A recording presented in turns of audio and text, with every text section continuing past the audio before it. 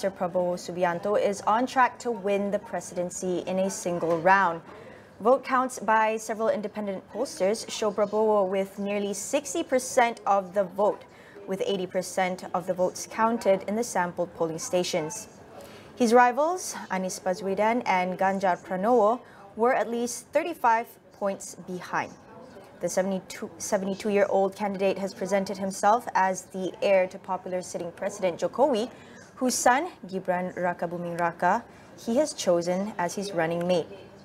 The pair have campaigned on a promise to continue Jokowi's legacy in terms of his key economic policies, particularly the expansion of infrastructure projects. The release of official results could take at least 35 days, depending on how close the vote is and whether there are any legal challenges.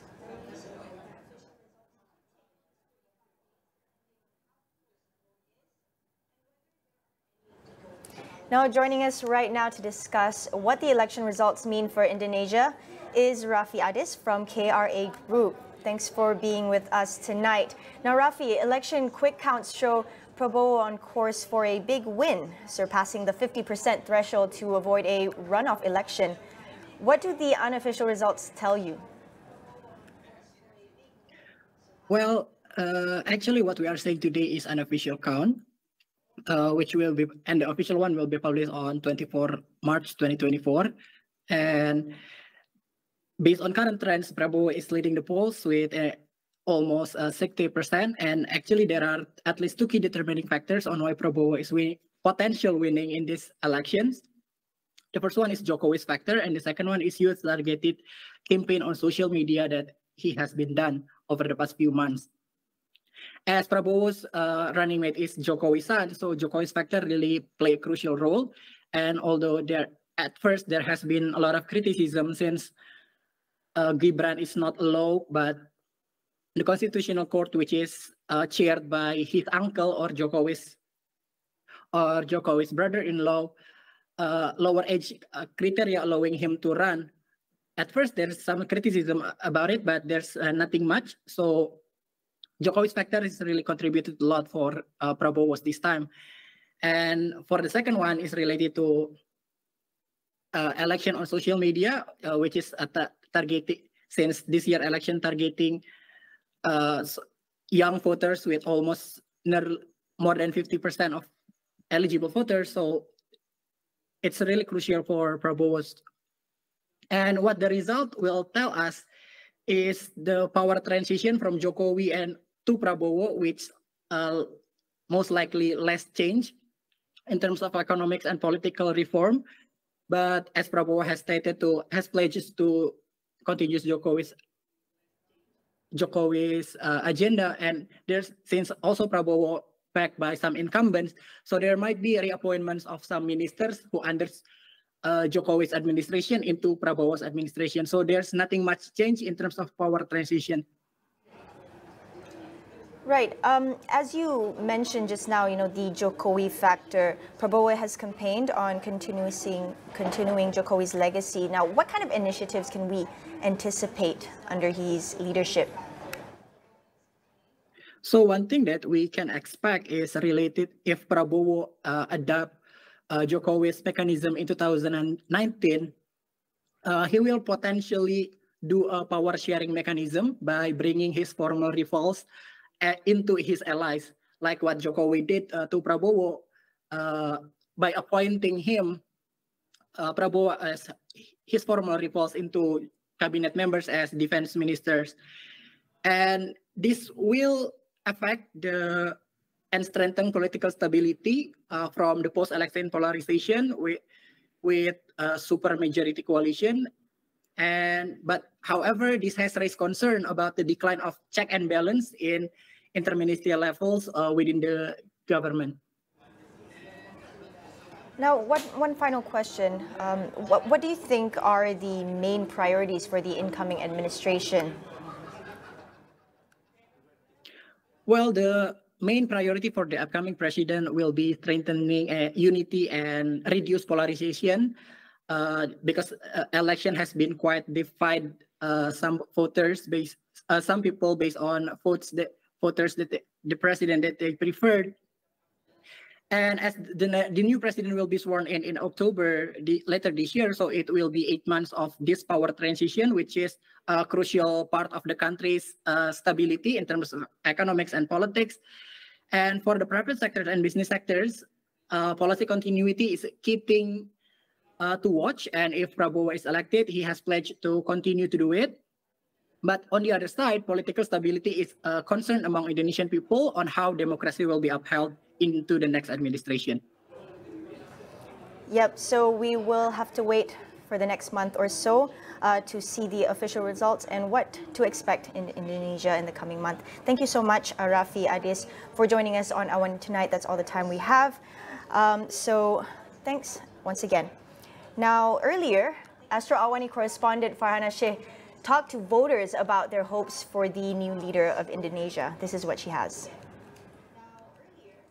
I am here in Jakarta to witness the third largest democracy in the world, with nearly 205 million voters exercising their right in the presidential and legislative elections, or Pemilu 2024. Now, this race will determine who will succeed current President Jokowi, who is now serving his second and final term. In the race were three candidates, Defence Minister Prabowo Subianto and two former governors, Anies Baswedan and Ganjar Pranowo. Earlier, I was able to be at the polling station to interview some voters to basically ask them what are their hopes and aspirations for the new president. Here's what they have to say. Kami sangat berharap adanya perubahan dan perbaikan di negara kami.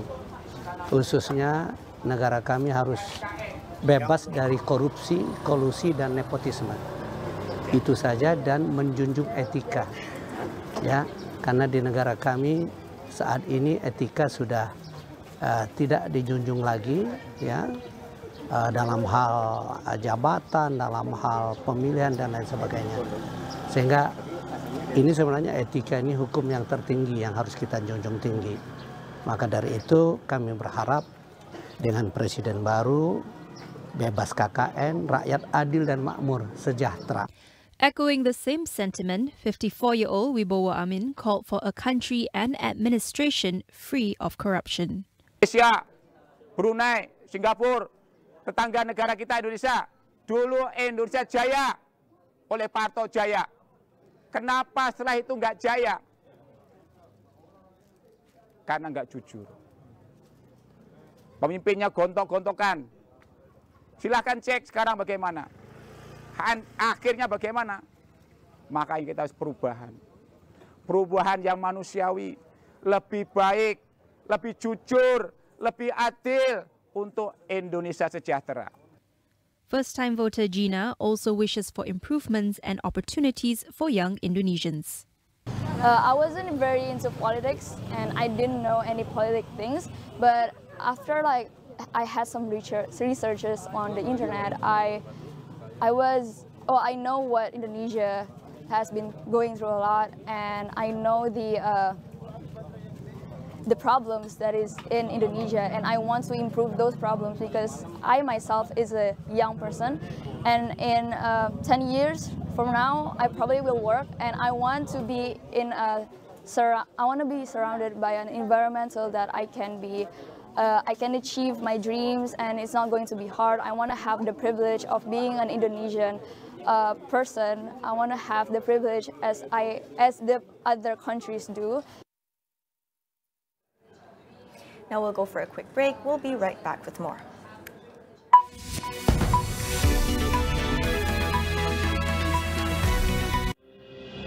Apa jua yang berlaku di sekeliling kita, pastinya ada punca dan kesan masing-masing. Faktor harga ekonomi, pengaruh politik dalam atau luar negara memberikan impak kepada kehidupan harian kita. Di Niaga Awani kami memberikan gambaran jelas melalui analisis mendalam, merentas pelbagai segmen dan latar belakang. Kami akan bantu anda untuk faham segalanya. Bisnes, ekonomi, pasaran, Niaga Awani, 9 pagi Isnin hingga Jumaat, hanya di Astro Awani. Saya manis. Bibit cinta yang mengejutkan. Awak sakit apa? Jantung. Kenapa? Tuhan kejam. Prinsip yang berbeza. Saya tak ada sebab lah nak berterima kasih dekat Tuhan. Dan saya tak suka orang yang bersangka buruk dekat Tuhan. Nak rumah manis dulu kan? Kau ada jantung untuk aku tak, Jak? Belum ada ni. Aku tak nak mati, Jak. Kau nak ke tak nak? Nak tak nak apa? Jantung. Si Jantung Hati, Rabu dan Kamis di Astro dan On Demand.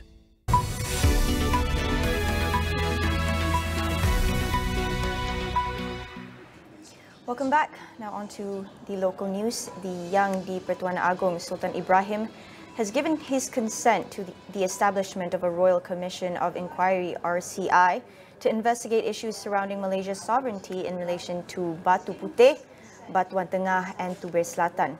Sultan Ibrahim also consented to the appointments of the 7-member panel for the RCI. The RCI will be chaired by former Chief Justice Tun Mat Raus Sharif, with former Federal Court Judge Tan Sri Datuk Zainun Ali as the Deputy Chairman. In 2008, the International Court of Justice ICJ ruled that Batu Putih belonged to Singapore, Batuan Tengah to Malaysia, and Tubir Selatan to the state in the territorial waters in which it is located. Malaysia filed a review of the ruling in 2017, but this was later dropped when Pakatan Harapan under the leadership of Tun Dr. Mahathir Mohamad took power in 2018.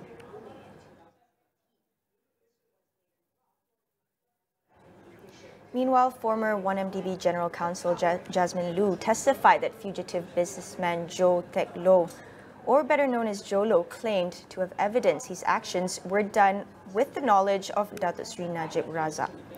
The witness told the Kuala Lumpur High Court that Loh made the claim to her when she questioned him about the monetary transactions that went into Najib's bank account sometime in 2015 and 2016.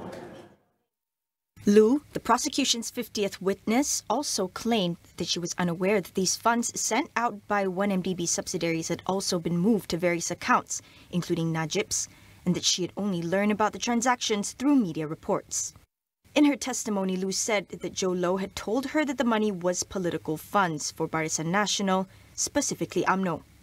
In the hearing before Judge Colin Lawrence Sequeira, Liu testified that Jolo had said that if anything happened to him, he had proof that whatever he did was at the request and knowledge of Najib. Liu testified that she had repeatedly handed 1MDB documents to Jolo outside Najib's house and confirmed that she would receive the documents with Najib's signature each time after handing them to Loh. Liu said this happened in 2012 and 2013. In other news, a post-mortem examination on 2 victims of the aircraft that crashed in Klang yesterday has been completed. North Klang District Police Chief Assistant Commissioner S. Vijaya Rao in a statement said that multiple injuries due to a plane crash have been cited as a cause of death. The 2 victims have been identified as 31-year-old pilot Daniel Yi Siang Kun and 43-year-old passenger Roshan Singh Raina. According to Rao, both men's identities were confirmed through fingerprints.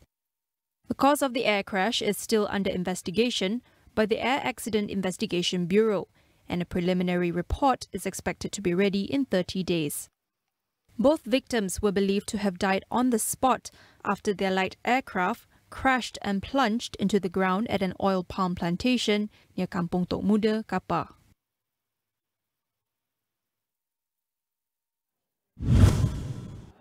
Myanmar's government plans to introduce compulsory military service for all young men and women from April. Local media reported a junta spokesman saying that retired members of security forces who have left within the last 5 years would also be required to return to the army. He did not specify how many retired personnel would be called up, but said medical checks for each new intake would include around 5,000 people.